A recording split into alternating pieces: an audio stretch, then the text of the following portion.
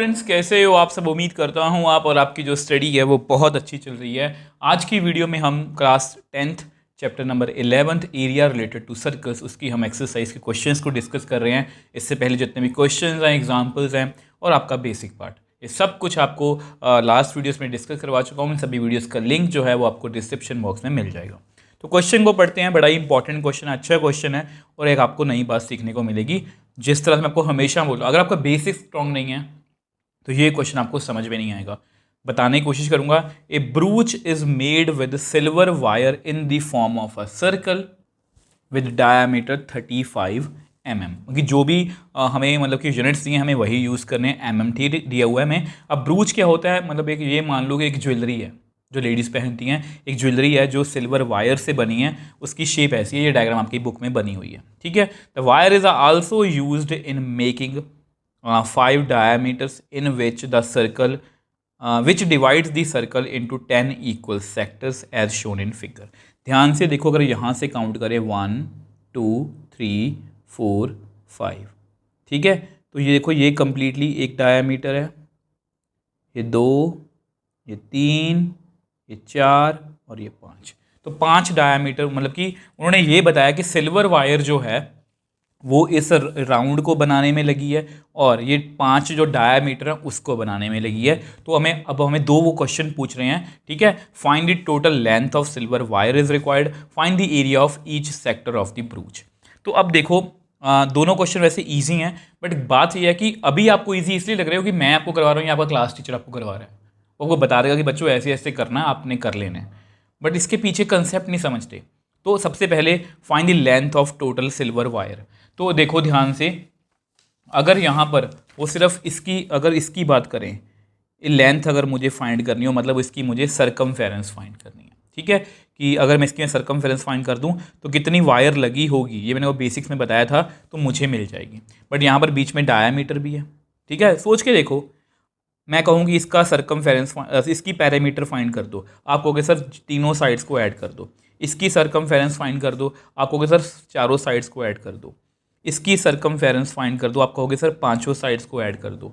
इसकी circumference find कर दो, आप कहोगे सर छह साइड को ऐड कर दो। मतलब जितनी भी साइड्स हैं उनको ऐड कर दो, हमारे पास सरकमफेरेंस या पेरीमीटर आ जाएगा। अब यहाँ पर क्या है कि ये 5 डायामीटर हैं, 1 2 3 4 और 5, ठीक है। तो ये अगर मैं 5 डायामीटर इस पूरी सरकमफेरेंस में ये 5 डायामीटर मैं जोड़ दूँ तो जितनी सिल्वर वायर लगेगी वो मेरे पास आ जाएगी।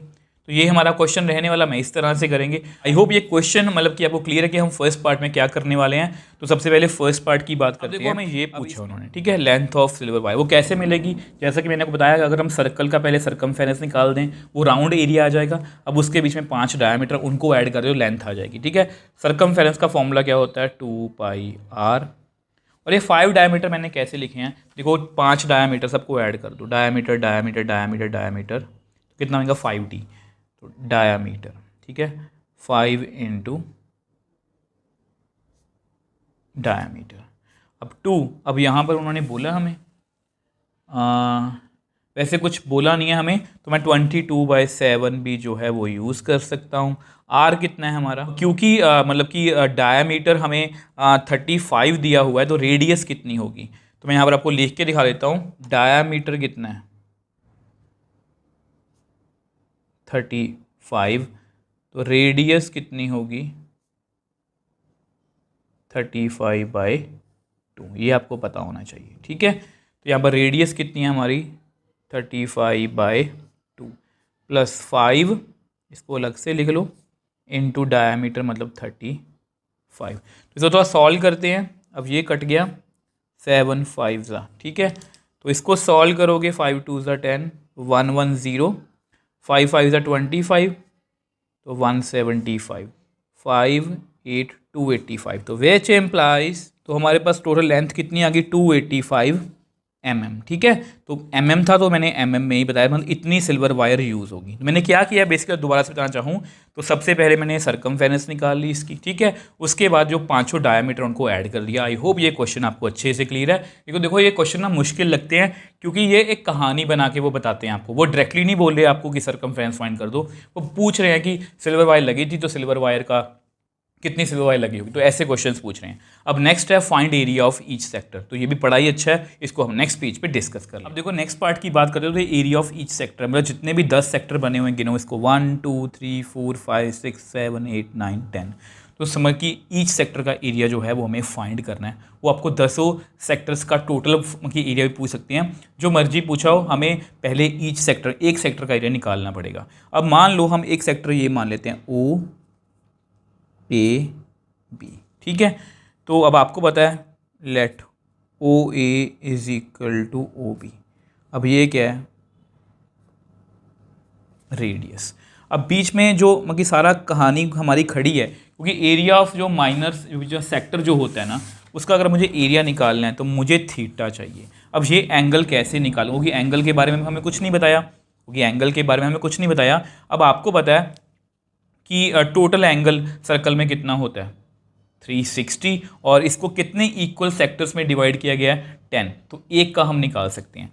तो 10 इक्वल सेक्टर्स, 10 सेक्टर्स है ना आपके सामने, मैंने गिन के दिखाए हैं। तो टोटल एंगल कितना होगा 360। टोटल एंगल अगर हम गिने तो 360 होता है। तो 1 सेक्टर का कितना होगा 1 × 360 डिवाइड बाई 10।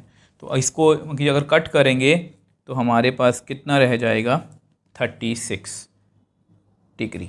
देयरफॉर थीटा हमारा कितना आ गया 36 डिग्री।